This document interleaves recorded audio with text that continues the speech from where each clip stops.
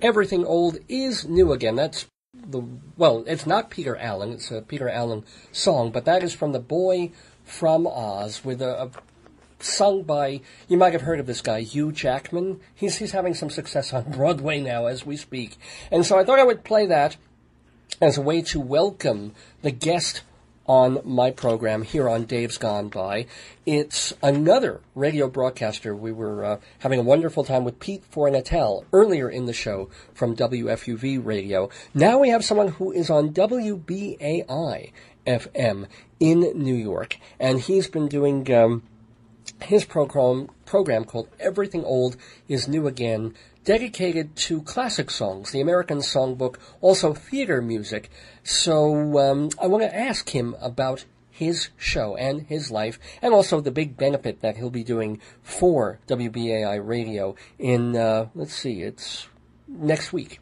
So without further ado, sorry, I'm a little discombobulated there because I had to do some stuff on iTunes, but I'm collecting my head, and I'm now in the zone, I'm in the moment, and making everything old new with David Kenney. Welcome, David Kenney.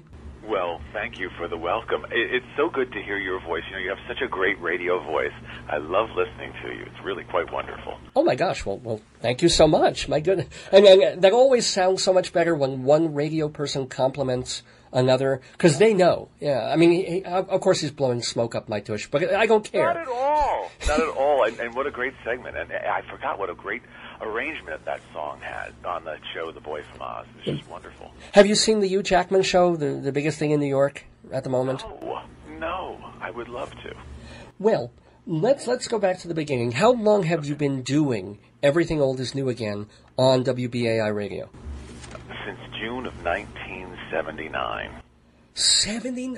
Oh my! I thought it was only like 10 years or something like that. You know, we were in the overnight for a good 20 years before they moved us to Sunday nights at 9. That was about 1999. So we did about 20 years in the overnight, which I love overnight radio. It's really quite wonderful. People aren't ironing their pants or making their lunch or getting ready the next day for work. They're sitting there and they're listening to you in their armchair. Oh, absolutely. I mean, yeah, I've done my share of overnights, and there is something wonderful about it if you can be awake. Yeah. It's sort of like the first hour, no problem. Second hour, you start to fade, and then in the last half hour, you pick it up again. But there's that twilight moment in that, you know, I don't know how, were you full overnight, like 4 or 5 hours, or how long? Yeah, we did a 3-hour show from 3 a.m. to 6. Yeah, isn't that like between 4:30 and 5:15? You're sort of in another zone there. Yeah. You're not really in America at really that point. Mellow music, and it's really, people are calling you up. People were listening. It was so great to get the phone calls, mainly from industry people, hotel lobbies, laundry places where people were doing laundry all night long, that kind of stuff. Post offices, people who were working. It's New York, so, you know, it's a 24-hour. Oh, of course. So how did you pitch that show to BAI? How did you say, you know, this was before you had the 2-hour Sunday night show, so if you had the overnight, how did you say, I want to do a show with this and this kind of music? Well, there wasn't anything like it on BAI. BAI, particularly at that time, was really strong in arts programming, much more than it is now.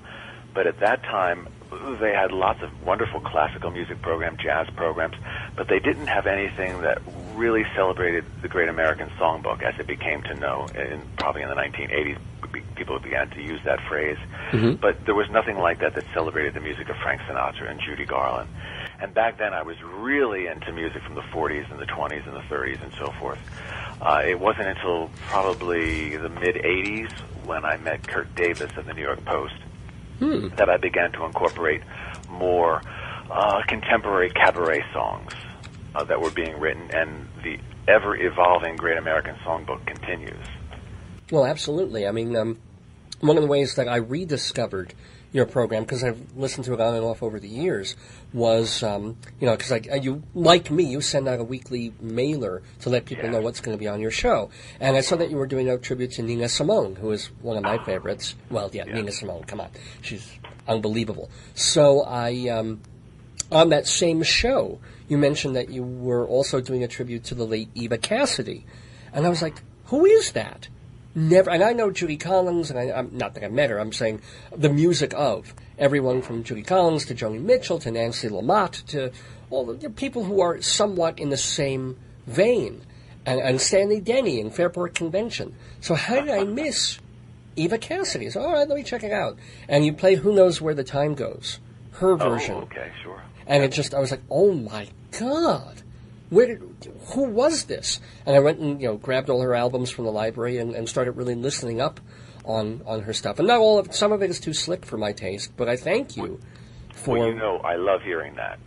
I love it mainly more than, I was just thinking about this sometime this week about how getting into radio, and it was all about just sharing music, much more than talking on the air.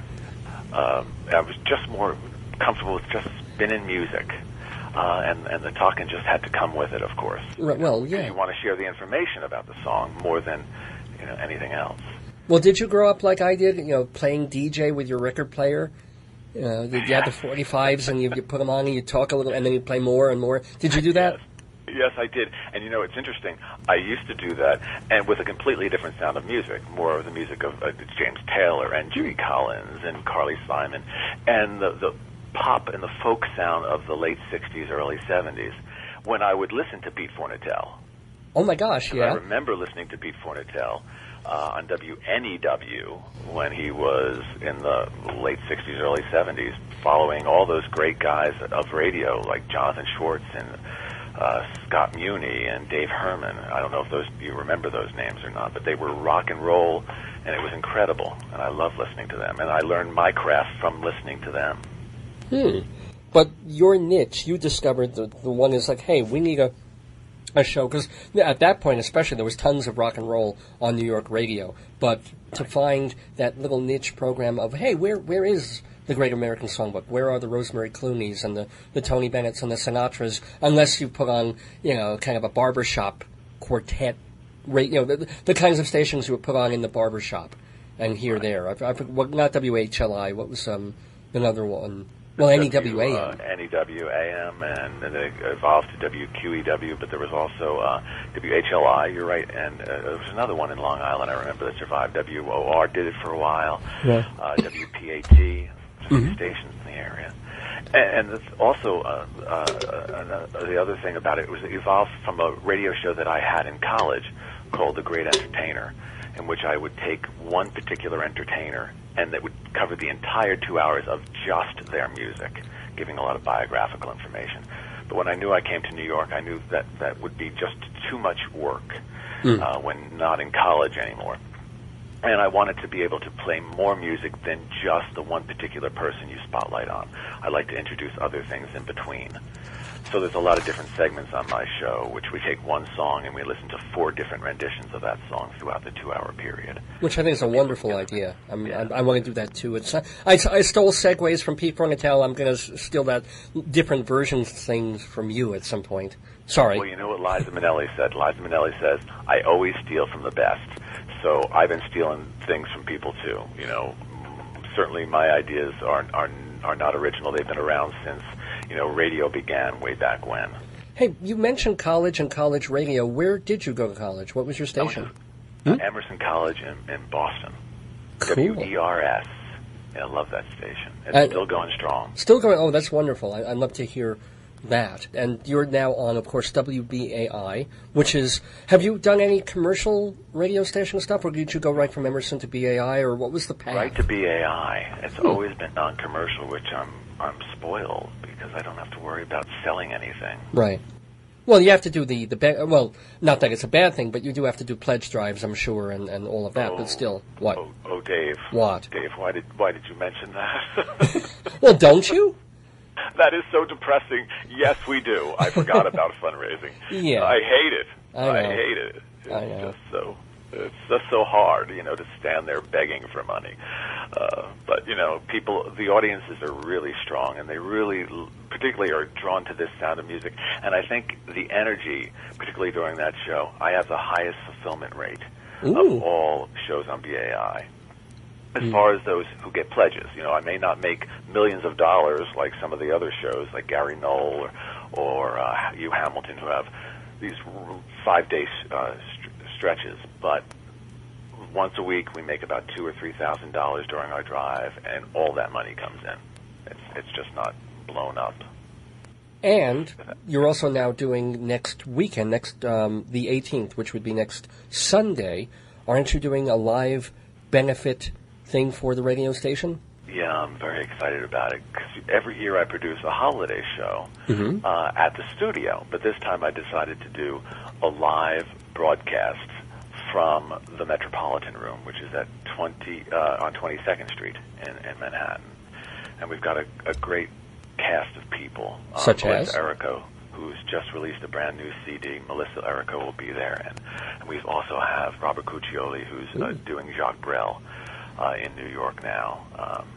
He'll be there. And a lot of cabaret people like Tom Anderson, Eric Comstock, Barbara Fasano, Mary Foster Conklin, Karen Oberlin, who's been at the Algonquin over and over again, will be a part of it. I'm so excited. Sweet. And yeah. How much are tickets? $25. Whoa! And then the 2-drink minimum. Yeah. Oh, well, wonderful show. Yeah, but no, that's pretty much a bargain for a benefit, and all those people that you mentioned. And people can get tickets, by the way, 212-206-0440 for the benefit at the Metropolitan Room, 34 West 22nd Street. This is Sunday, December 18th, and it's unless I'm mistaken, it's an afternoon show. It's 1 o'clock in the afternoon. Am I right? Exactly. Cool. We're recording, we're really excited about it. So are you going to be playing it live on the station, or are you going to record it and then play it that night? Record it and play it at another time, not that night, but at another time. Cool. And we've got some giveaways, too, because, I just love doing that sort of thing. So we've got John Fricke donated his new book, Judy Garland, A Legendary Film Career.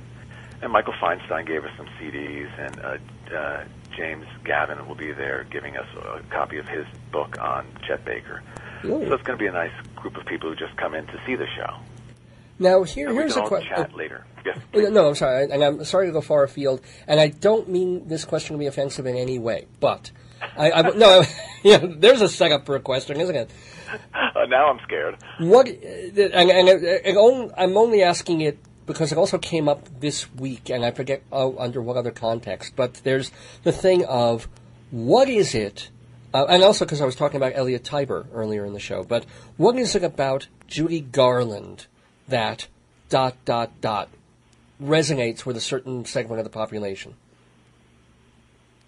A certain segment of the population? You know what I'm talking about. No, you got to tell me, Dave. All right, let's. And I honestly don't know what your proclivities are or anything like that. But I'm just kind of, because I know Elliot Tiber certainly, and when he met Judy Garland, his whole world, he was like, oh my God, I met you, because he got to put her on a boat and get her to a party, and he met her, and blah, blah, blah. And again, it was like, you kind of get the sense of what that meant to him. But I'm still trying to understand, what is it about her that means something to, let's just say, a percentage of your listenership, if not yourself, or to you. Right. How's that? Is that fair? The gay population. Fair enough. Okay. Because that has been a question that has been asked for decades.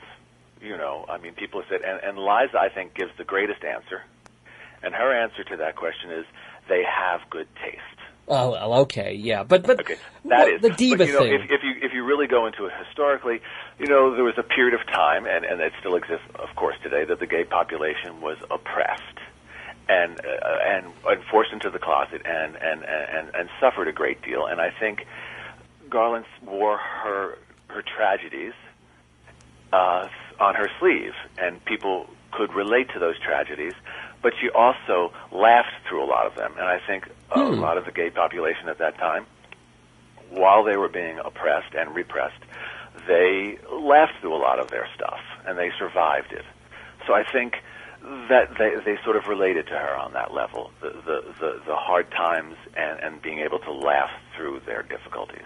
And then does that translate into the appeal of both the older and the modern divas, from the Mermans to the Betty Buckleys, this persona that they have? I think theater is just an atmosphere that is accepting.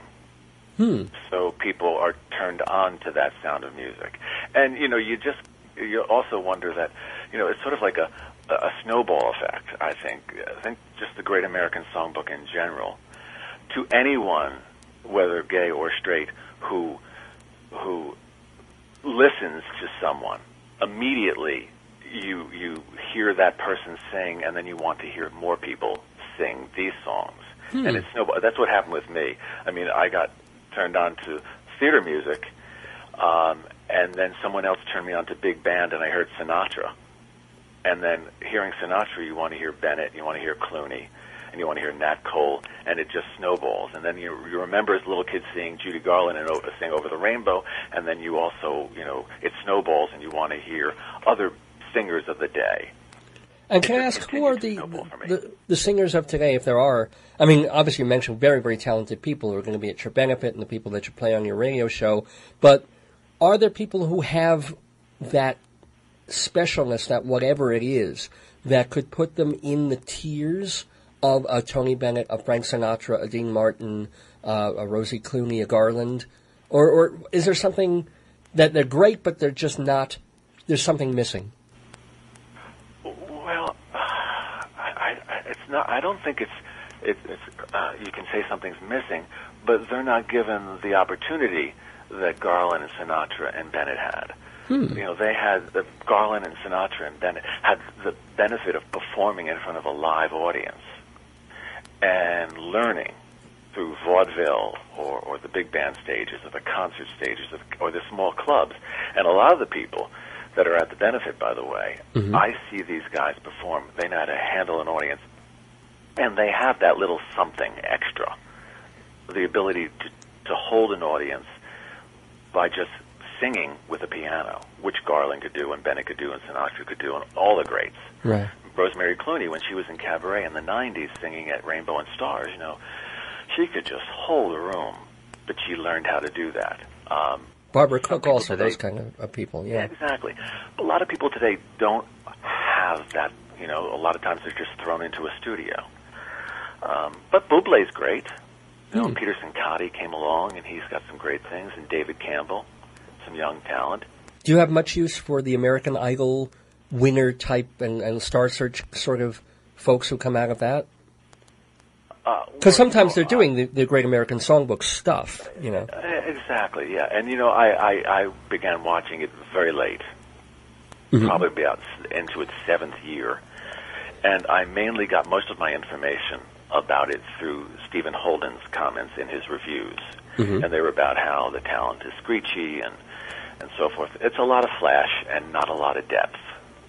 And it's unfortunate for them that they really need, I think, the people who are on that stages really need to get into the small clubs and build up the talent before they go for the flash. Cool. I think flash is a great place to hide, but, it's not going to carry you forever.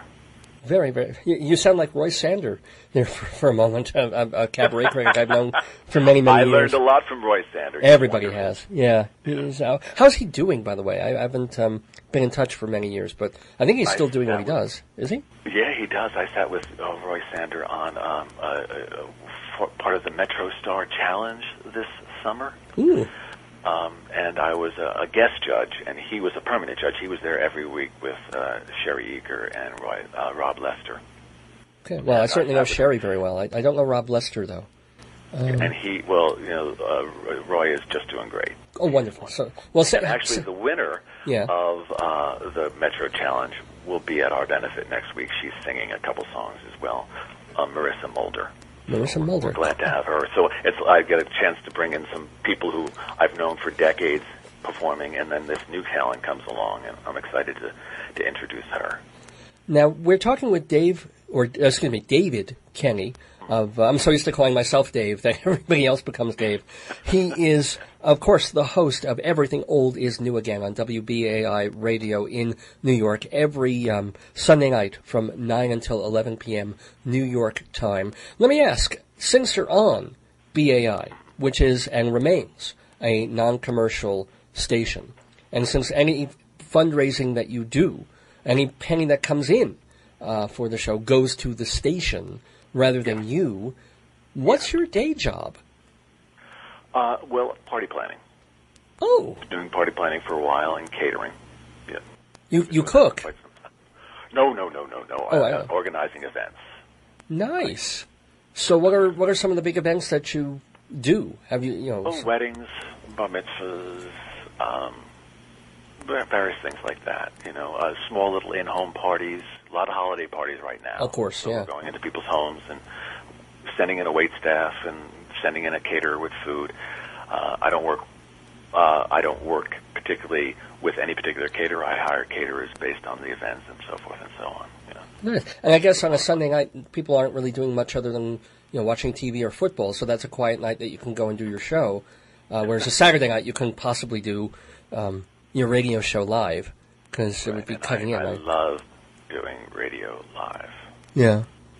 Well, yeah. One thing that you're doing that I don't like to do is phoners, and you're really good at it. And for me, it's such a challenge to know when the person is done speaking, and the facial reactions back and forth. I always need to have the person in studio with me, so I usually pretty much say if they're not in town and they can't come on, then let's wait till they are in town. But I know you do a lot of phoners, and it's always great. You always handle them very well. Well, thanks. And that's just the mother of necessity. I mean, back when I was doing this show on Long Island, I would make more of a point of, well, come on, can you get to Long Island? It's not that, you get on the train, and it was great to have people in person. But once even if I were in Denver, I would make more of a point of it to say, oh, well, when someone's in town, come by the radio station. But up here in an hour and 10 minutes north of Denver in a college station, if I don't do phoners, I really can't talk to much of anybody except the student body here. And while that would be fun, I would miss out on talking to people like David Kenney from WBAI. I find out the older talent are the people who really want to get out there and do it live. I've had Keely Smith on the phone, Keely Smith in studio with me several times, and here she is getting herself down to Wall Street, and Marilyn May, and some the older talent, these well-established talents who've been around, and they just hop in a car and they get themselves down to the station. I think the younger ones are more reluctant to do it. The younger ones are like, oh, do I have to come in? Can't we do it on the phone? Can we Skype it? That sort of thing. Well, the older talent also maybe remembers and appreciates radio a little bit more than younger folks do. Again, it's that old school. Yeah. So they're out there selling themselves. Speaking of your brushes with the greats like Keely Smith, who are some of the greats that you've had on your show or that you've interviewed or talked to? Any anecdotes or thoughts? You're fading here on the phone. Oh, I'm sorry. See, that's another problem of phone interviews. Can you hear me better now? Now I can hear you. Oh, great. I was asking about other brushes with greatness, some of the folks that you've had on your show or interviewed in other capacities, and memories of them or anecdotes about them. Oh, a lot of wonderful people. Probably the most recent and was Phoebe Snow. Phoebe Snow? Well, she just died recently, so, yeah. Just after her daughter had passed away, and she was ready to come back into showbiz and to really go forth and build her career again. And then, of course, we know she passed away. And she was just so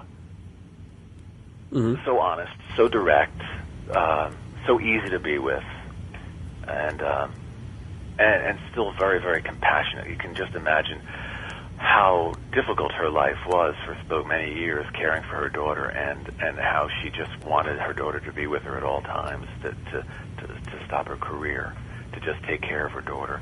Some other wonderful people. Michael Feinstein comes up all the time. Cool. And Andrea Markovici just was visiting us. And Margaret Whiting was a great fan of the show. We gave her a big tribute last year after her passing. Sure. And Rita Moreno is very funny. She just told it like it is. She told me as it was. I was trying to look through a magnifying glass to see some of the liner notes. And she said, oh, honey, get over yourself and buy yourself a pair of glasses at Duane Reade. Just very direct. But a lot of wonderful people come on the show. I somehow figured Rita Moreno would be great like that. I just figured it. Yeah. And were there any sort of disaster stories or stories about people that you were so looking forward to and then turned out to be nasty? Or hard time. Sorry, what? Dave. You can't hear me? Oh, how about now? Can you hear me now? A little bit better, yeah. Okay. I apologize to listeners for potting up my mic a little high and distortiony, but hopefully Dave Kenney will hear me a little bit better. I was just asking if there were any disaster stories or people that you were really excited to meet or have on the show and they turned out to be mean or dark or nasty. Cool. No, not at all. Not at all. Anyone who you get to come down to Wall Street on a Sunday night, they do it because they're willing to be there, not because they're forced to be there. And everyone I've ever met has been so nice, and a lot of times they come on and they perform live in studio. And that's a thrill, too, to be sitting a few feet away from Melissa Errico singing songs from her CDs, or Karen Mason, who is just a doll, performing for you. Nothing. The only disasters come from probably our ops department, and more than anything, where you're supposed to have a live segment scheduled, and the singer's there ready to sing, and the studio's not set for them. That's always embarrassing. And that can happen in radio quite a bit. Where you're relying on the station to come through with their part, and they don't. But as far as anyone who's visited me, no, these people are great, wonderful. Well, let's talk a little bit. More and more people live on the show. We had we just had Melissa Errico up 2 weeks ago, and she was wonderful. Cool.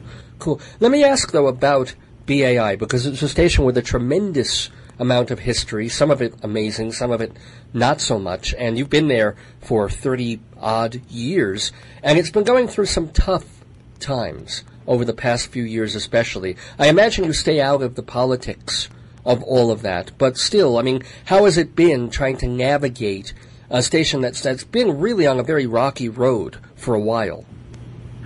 Yeah, BAI, of course, has an incredible history. Lou Hill donated the station to the Pacifica Foundation, and it's all about keeping corporate money away from the airwaves. And it's very important because corporate money does influence the news we hear and the music that's played and so forth and so on. Mm-hmm. So it's wonderful because there's a lot of great freedom at BAI.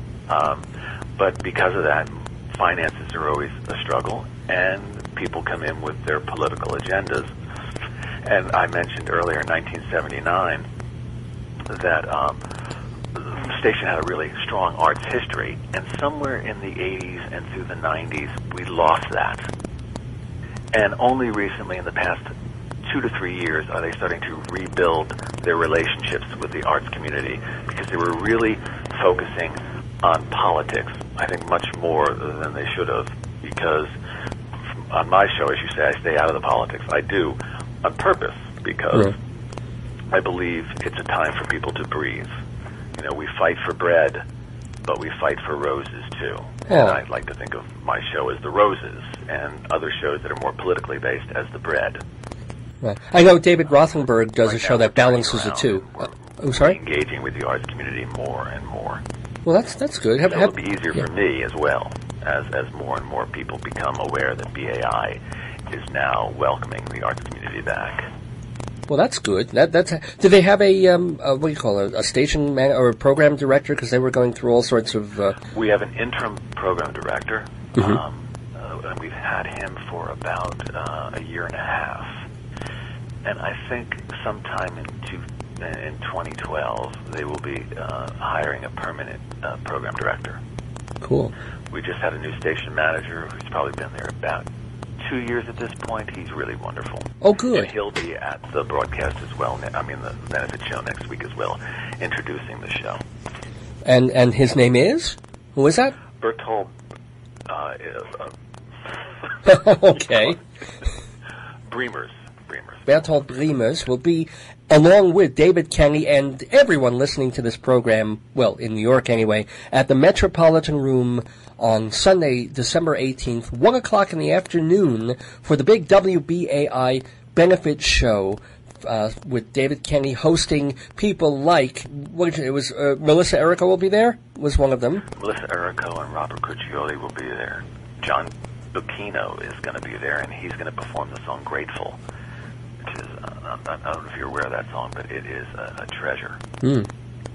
And Tom Anderson, Barbara Fasano, Mary Foster Conklin, again, the brand new talent, Marissa Mulder will be there, Karen Oberlin, Kendra Shank, Tom Anderson. It's an exciting day. Great. Well, we need to wrap up our conversation with David Kenney, but I want to ask you before we go, do you have a favorite all-time song?